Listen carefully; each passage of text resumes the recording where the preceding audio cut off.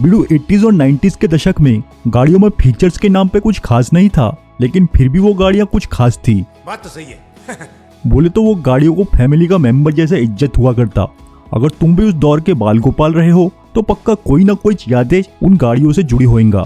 क्या सही बोला ना अपुन? आप कह रहे हैं तो ठीक ही होगा। बिडू 80 और 90 के दशक की बात हो रही तो सबसे पहले हिंदुस्तान एम्बेसडर का ही जिक्र होना बनता। हिंदुस्तान एम्बेसडर बोले तो भारतीय ऑटोमोबाइल इंडस्ट्री के इतिहास की सबसे आइकॉनिक गाड़ियों में से एक। 80s और 90s में एम्बेसडर की बहुत इज्जत हुआ करती।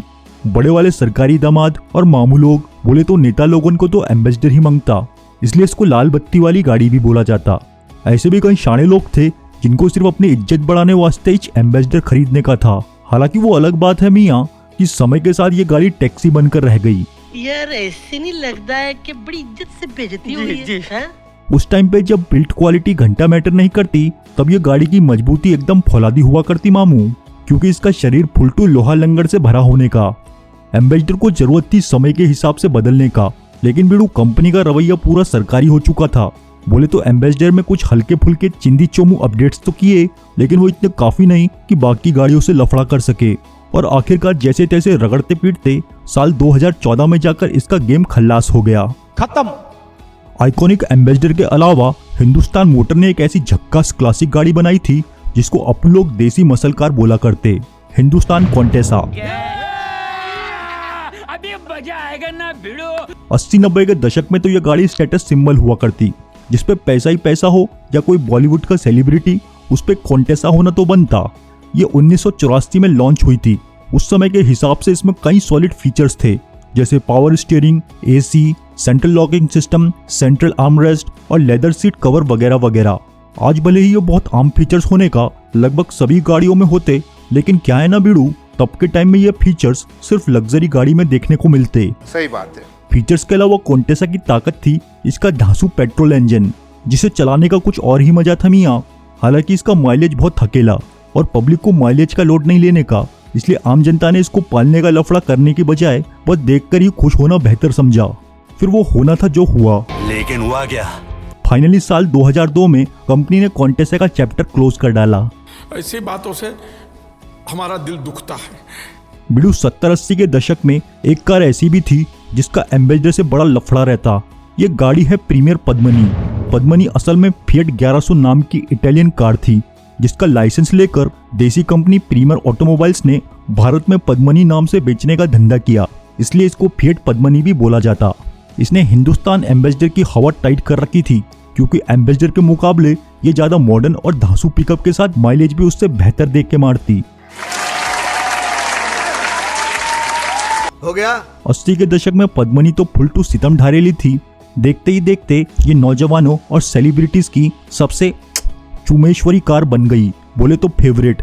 पद्मिनी चलाने वालों का एक अलग ही स्टेटस होता मियाँ। बोले तो जिस घर में फिएट पद्मिनी खड़ी होने का तो उस घर की पहचान गाड़ी से होने का। मार्केट में चल रही डीजल की मांग को देखते हुए साल 1996 में इसको एक डीजल इंजन का ऑप्शन भी मिला, लेकिन कंपनी के अंदरूनी लोचे लबाचे की वजह से पद्मिनी का सफर साल 2001 में ही थम गया। तो साला होना ही था। 80s में जब पद्मिनी के दम पर कंपनी का धंधा पानी एकदम धकाधक चल रहा था, तो बिडू इसका फायदा उठाने वास्ते कंपनी ने एक नई कार धंधे में उतारी। साल 1984 में लॉन्च हुई प्रीमियर 118 NE। उस टाइम की मिड साइज सीडान हुआ करती। गाड़ी की जान था इसका 1200 सीसी पेट्रोल इंजन जो निसान का था।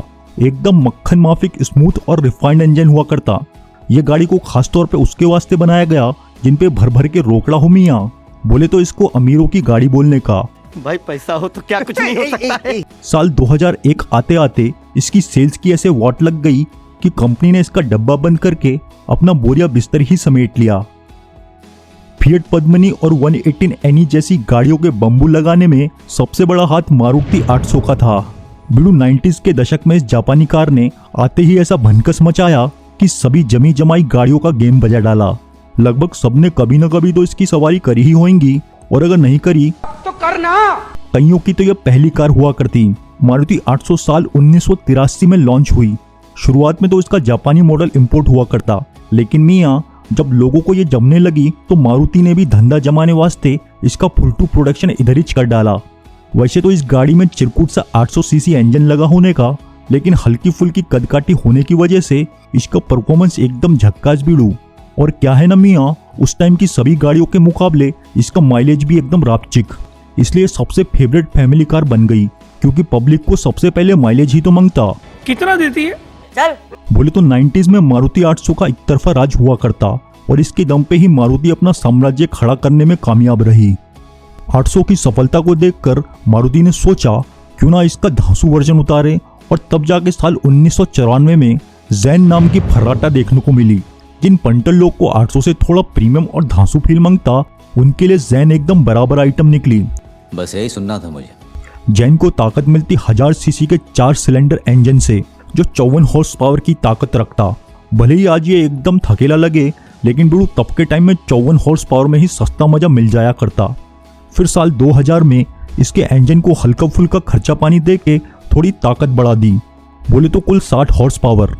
बिल्कुल 1998 में इसका एक डीजल इंजन भी आया करता, जो बिल्कुल नहीं टिका। कैसे हो सकता है ये? और बहुत जल्द कंपनी ने इसको सल्टा दिया। मजाक बना रखा है इन लोगों ने। जैन को साल 2003 में पहला फेसलिफ्ट तो मिला, लेकिन पब्लिक को घंटा पसंद नहीं आया। फिर इसके कई नई जनरेशन्स भी आई, जिनका हाल बेहाल। बोले तो जैन की नई जनरेशन को उतना भाव नहीं मिला जितना 90s के दशक की जैन को मिला करता। तो बिडू किस किस को ये जैन चलाने का मजा मिला, जल्दी से कमेंट में बताने का। अगली गाड़ी वो है जिसको अपन जैसे खजूल लोग स्पोर्ट्स कार समझते। बोले तो 90s की सबसे पॉपुलर सिडान मारुति एस्टीम उस दौर की सबसे स्टाइलिश गाड़ियों में गिनी जाती। वाह वाह वाह वाह वाह। बिडू यही वो कार थी जिसने भारत में सिडान गाड़ियों का धंधा शुरू किया। ये 1990 में मारुति 1000 नाम से लॉन्च हुई थी।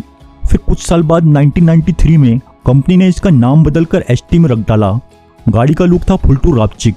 न जाने कितनों का बचपन इसको स्पोर्ट्स कार मानते ही कट गया। बिल्कुल आपने मेरे दिल की बात बता दी। जब अकल आई तभी समझ आया कि हर कोई पिछवाड़े वाली स्लिम ट्रिम गाड़ी स्पोर्ट्स कार नहीं होती मियाँ।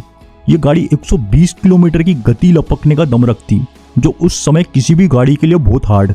इसलिए बिडू अक्सर मूवीज वगैरह में रेस कार दिखाने वास्ते मारुति एस्टीम सबसे सस्ता जुगाड़ थी। गजब बेइज्जती है। और कुछ येड़े लोग भी एस्टीम में ही स्पोर्ट्स कार का फुल टू सस्ता मजा मारते। तो पंटरो, जिसको भी लगता कि अपने बचपन की स्पोर्ट्स कार तो यही थी, वो कमेंट में लिख डालो। 1994 में लॉन्च हुई टाटा सूमो का भी अपना अलग ही जलवा था बिडू।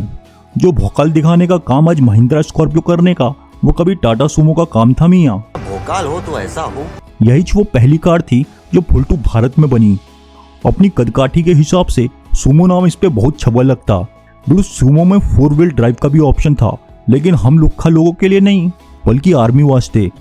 बहुत ही जल्द टाटा सूमो ने बुलंदियों के झंडे गाड़ दिए। सिर्फ 4 साल में 1 लाख सूमो बेच डाली। ये वाकई अभूतपूर्व है।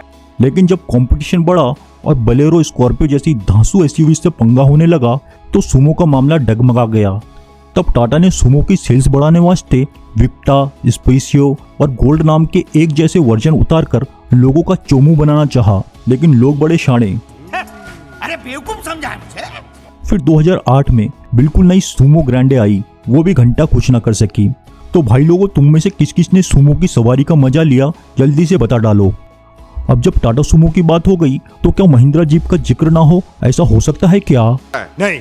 वैसे तो महिंद्रा जीप की एंट्री 70 के दशक में ही हो चुकी थी, लेकिन बिल्कुल 80 और 90 के दशक में इसका बहुत बोलबाला रहा।